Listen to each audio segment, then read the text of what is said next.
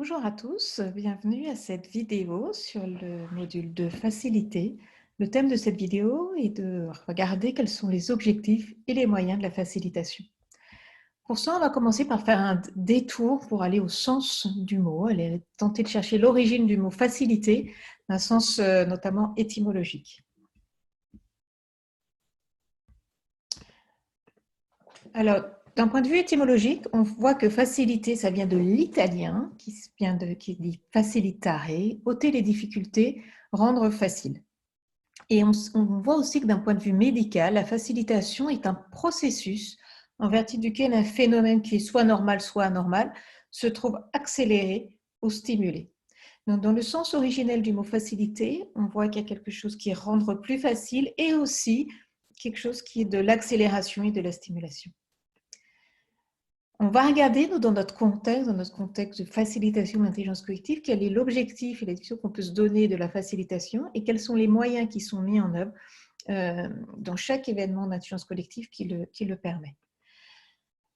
L'objectif, si on cherche quelque chose de simple à se rappeler sur quel est l'objectif à peu près unique de la facilitation, c'est de favoriser l'intelligence collective d'un groupe. Ça veut dire quoi? Ça veut dire de permettre à chacun d'être au plus intelligent de lui-même.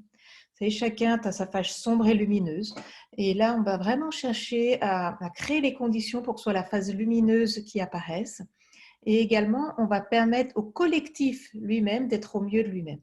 Donc, on va favoriser l'intelligence collective du groupe en permettant à chacun d'être au mieux de lui-même et en permettant au collectif d'être au mieux de lui-même. On peut voir si on développe l'intelligence collective qu'à contrario, il peut aussi s'agir de diminuer ce qu'on peut appeler l'erreur collective. Et donc, il y a un professeur de l'Université du Michigan qui s'appelle Michael Page qui a, il y a quelques temps, développé un théorème de prédiction, un théorème sur l'erreur collective. Ce qu'il dit, c'est que l'erreur collective est égale à l'erreur moyenne individuelle moins la diversité des estimations. Donc, dans nos cas à nous de l'intelligence collective, où on adresse, comme on a vu au premier module, des enjeux qui sont complexes et non pas compliqués, des problématiques pour lesquelles personne n'a une réponse à donner, donc des problématiques pour lesquelles l'erreur moyenne individuelle est très grande. On sent que pour diminuer l'erreur collective, il va falloir compenser cette erreur moyenne individuelle par une diversité des estimations.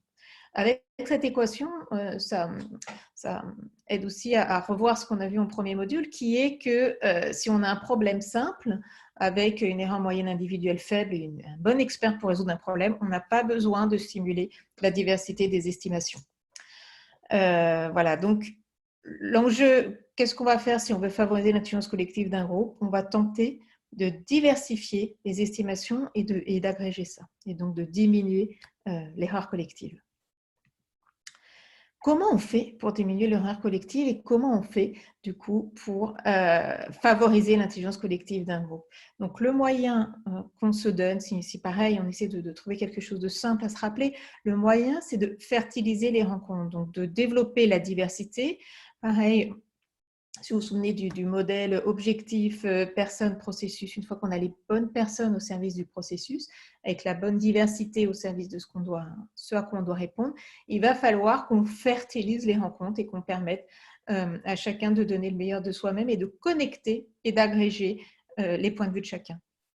Donc le moyen, c'est de permettre à chacun de poser son point de vue subjectif, de parler d'où il est, de parler avec les lunettes qu'il a sur le monde, et ensuite d'agréger les points de vue. Comment on permet à chacun de poser son point de vue subjectif? Comment on a vraiment besoin que chacun donne sa vérité sur les choses? Donc, dans nos processus, en général au départ, on demande à chacun de vraiment se connecter à son propre biais cognitif, à ajuster ses propres lunettes sur le monde. C'est pour ça qu'on fait souvent des temps d'inclusion, d'icebreaker d'inclusion qui permettent de se reconnecter à soi, de se reconnecter. On commence souvent par comment on se sent, comment on est, avec quoi on arrive, de déposer parfois ses valises et d'apporter ses fleurs. Tous ces moments d'inclusion ont comme objectif premier, c'est le sens premier de ces moments-là, c'est de se connecter à son propre biais cognitif. On demande à chacun d'avoir un moment de réflexivité sur qui il est, de se repositionner sur, même souvent maintenant, on commence avec sentir son corps, avec des moments où on se ressent physiquement, on ressent ses émotions, on se connecte et on est absolument présent. Et on le fait non pas pour être sympathique, même si c'est aussi le cas, on le fait parce qu'on en a besoin. On a besoin que les gens soient pleinement là, avec leurs propres lunettes et leur propre être. Et puis, ce dont on a besoin, ce n'est pas la bonne réponse, puisqu'on voit bien que quand le domaine où on intervient, c'est des domaines où personne n'a une bonne réponse, où l'erreur individuelle, elle est très forte. Donc, on ne va pas chercher la bonne réponse, on va chercher la réponse. On va chercher sa propre réponse subjective et non pas la bonne réponse.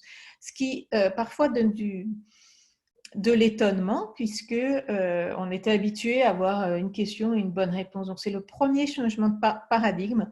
En intelligence collective, toutes les réponses sont bonnes, la vérité de chacun est bonne et on a besoin de prendre la vérité de chacun. On dit souvent que le ressenti est quelque chose de vrai, peu importe ce qu'il est. Et donc, nous, on prend ça, on prend la perception de la réalité avec différents types de capteurs et des capteurs dans la diversité.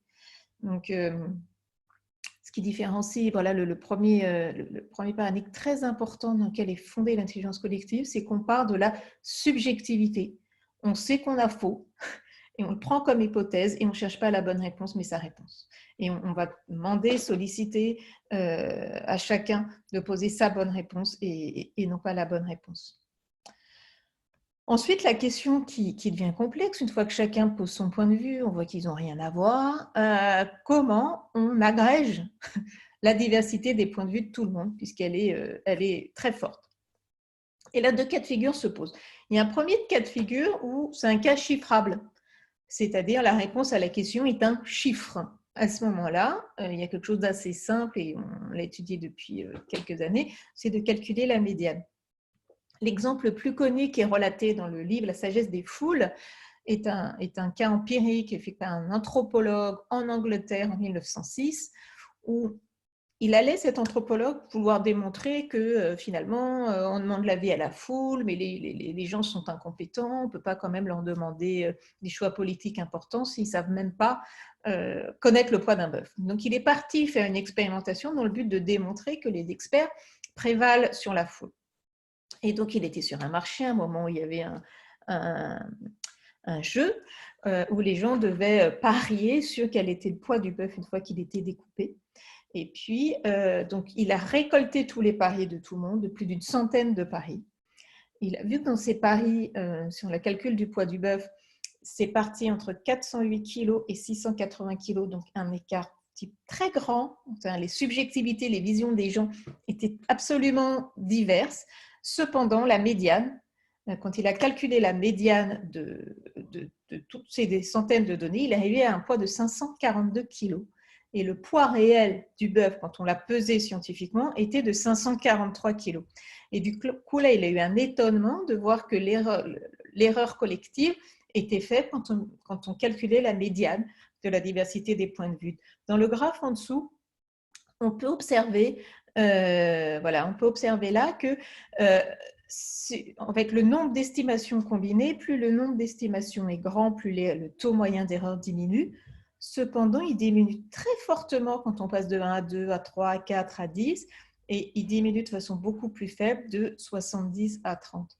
Ça nous informe aussi sur la question de combien on a besoin de personnes pour avoir quelque chose d'à peu près juste, toujours sur cette notion de impact, énergie-impact, quel est l'effort et le nombre de personnes qu'on a besoin de solliciter pour avoir quelque chose d'à peu près juste.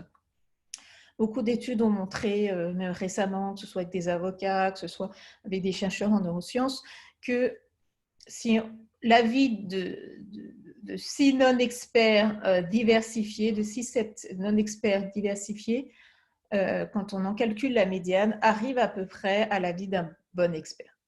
Voilà. Cependant, suivant la complexité et le niveau d'incertitude de ce qu'on demande, on peut avoir besoin d'un peu plus de monde.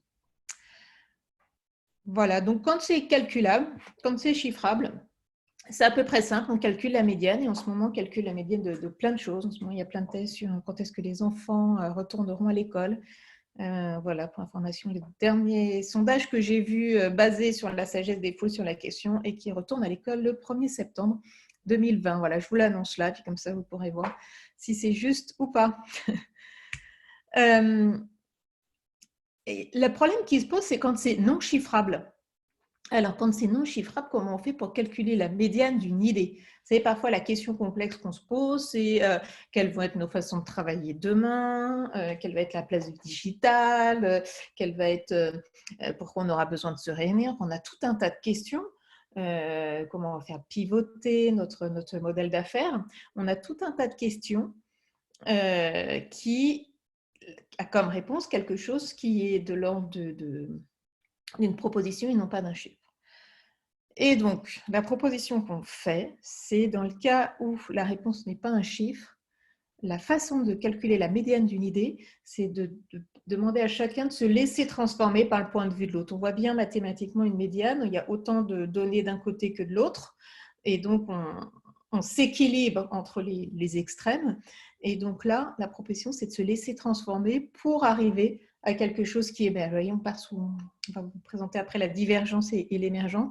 Et donc, c'est qu'est-ce qui va se réunir au centre de nouveau. Peut-être que dans l'exemple de la sagesse des foules, personne n'avait dit exactement 542 kilos, j'en sais rien, mais ce n'est pas ça qui était le plus important.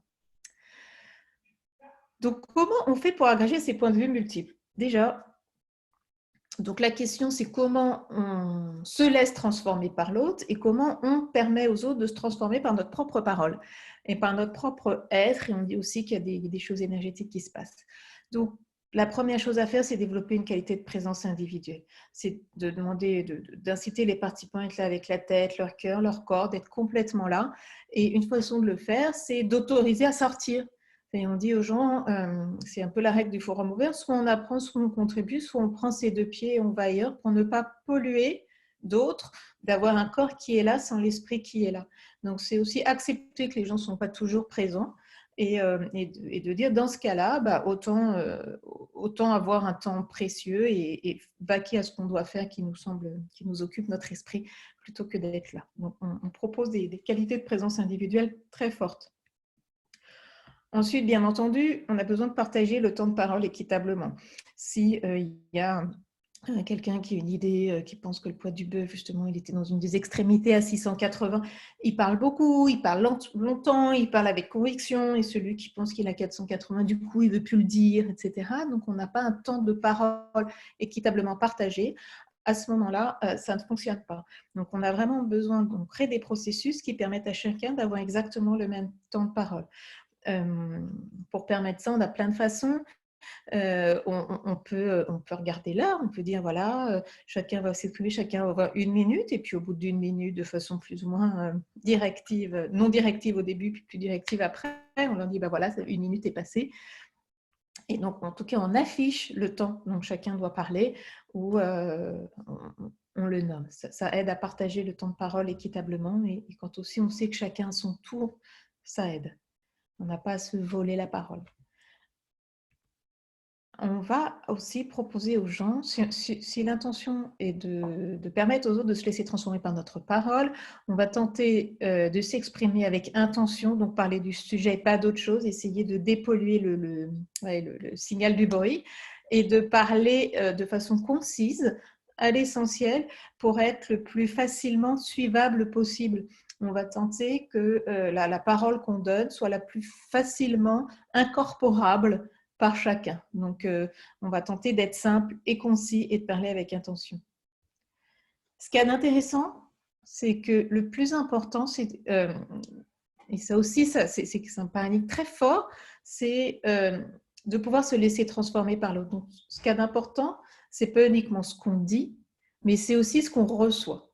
C'est d'avoir une posture d'écoute. On écoute l'autre avec curiosité. Certains disent on écoute l'autre comme si ce qu'il allait dire allait changer notre vie. On écoute l'autre de façon à pouvoir éventuellement se laisser transformer par l'idée de l'autre. Ce qui compte, c'est pas d'avoir raison. Ce qui compte, c'est de sentir comment vivre notre première intention avec la parole de l'autre et sentir cette vibration-là et être d'accord pour changer d'avis quand on en a besoin. Et donc, ce qui est d'important pour que cela puisse être agissant, c'est d'accueillir les visions opposées. Vous voyez, comme on a pu accueillir des poids de bœuf qui étaient différents de 250 kg, on l'accueille, on le prend et on s'en réjouit. Quand on n'entend aucun point de vue opposé dans une conversation d'intelligence collective, on s'inquiète. On se dit, il y a deux raisons à ça. Soit le problème n'est pas complexe, l'erreur de chacun elle est très faible et du coup, ça ne sert à rien de se mettre dans un processus d'intelligence collective, donc on a raté notre qualification. Soit on se dit, il y a une espèce de pensée unique, qui conduit aussi à la folie de la foule. Les gens ne s'autorisent pas à penser. On a raté la façon d'ajuster ses lunettes, la façon de poser sa subjectivité. Donc nous, quand on entend en tant que facilitateur un groupe qui converge tout de suite, on s'inquiète. Soit on a mal qualifié, soit on a mal posé les conditions qui permettent à chacun d'explorer de poser sa propre subjectivité. Et donc juste l'accueillir, c'est apaisant. On écoute le sang parce qu'on sent que c'est là que les choses vont résonner. C'est ça qui nous intéresse. C'est pas d'avoir raison, mais c'est de raisonner avec l'autre et de pouvoir se laisser impacter.